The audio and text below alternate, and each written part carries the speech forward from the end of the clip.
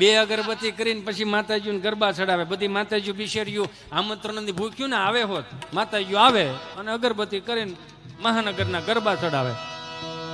जिया धड़क धड़क जिया धड़क धड़क जिया धड़क धड़क जाए जिया धड़क धड़क जिया धड़क धड़क जिया धड़क धड़क जाए तुझे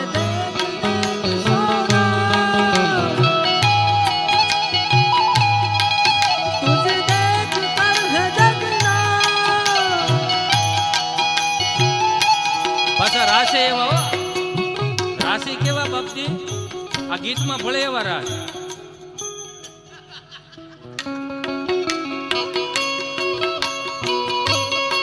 આમ આમ આમ કરે તો મને તેમ લાગે આટલું જો દિવાલું ઘી હોત ને આખું વરસ સકસકાટા કરે, આખું વરસ સકસકાટા કરે તો ખાલી એટલું આમ આમ કર્યું હોત ને. ગરબો તો બાને પૂછો કે ગરબા કેવા હતા. બધી માતાજી કે અહીંયા નો રેવાય, હાલો ગામડે જાય. કેમ તો કે હજી ઉકા દાદા ને રામજી દાદા હશે, કોક ગંગામાં કોક જમનામાં હજી હશે.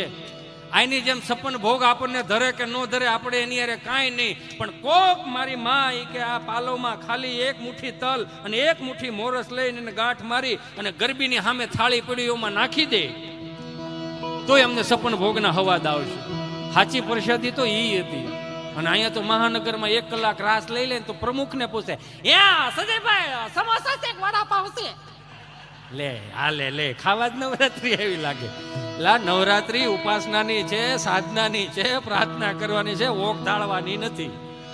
સમજો તમે 5 વર્ષથી માંડીને 20 વર્ષની દીકરી ચણિયા ચોળી પહેરીને તમે અહીં માવડીઓ લીધા જ છે, ગામડામાં રાસ ગરબા લીધા જ હોય, તમે લીધા હોય. 20 વર્ષની દીકરી ચણિયા ચોળી પહેરીને આવે, માથે ચુંદડી ઓઢેલી ને પીન ભરાઈ દે. એની બાદ પીન ભરાઈ દેતી અહીંયા માથામાં. હું કામ કે દીકરી ગરબે રમતી ને તો ચુંદડી નીચે ન પડવી જોઈએ. 20 વર્ષનો દીકરો બેઠો હોય તો નજર ન નાખી શકે. હું કામ? સાક્ષાત જગદંબાઓનું સ્વરૂપ લાગતી હતી. સીતારામ જેવા સાઉન્ડ નતા, એલ્યુમિનિયમના ભૂંગળા હતા, 3 ગામના તરભેટે સંભળાય એવા. અરે મારા નામે આવો, બોલો 2 કેરા જે પાણી વાળતો ને 2 કેરા મૂકીને આવે. હું કામ? ઉકા દાદા ગાય, ઉકા દાદા એવા. सुन लगा रबो सिरे अंबे माँ चालो धीरे धीरे माँ सुन लगा रबो सिरे अंबे माँ चालो धीरे धीरे माँ. હવે આમાં માતાજીની આ અત્યારે ગરબા લેવાય છે. જે જોઈએ કોઈને ફાળો લખાવો હોય એ અમારા સરપંચ આગળ ફાળો બોલશે, આગળ રાઉન્ડમાં નીકળશે ફાળો લેવા. એટલે તમે અહીંયા તમારે ત્યાં ન લખાવે તો અહીં સુધી તમે આવીને ફાળો આપી શકો છો.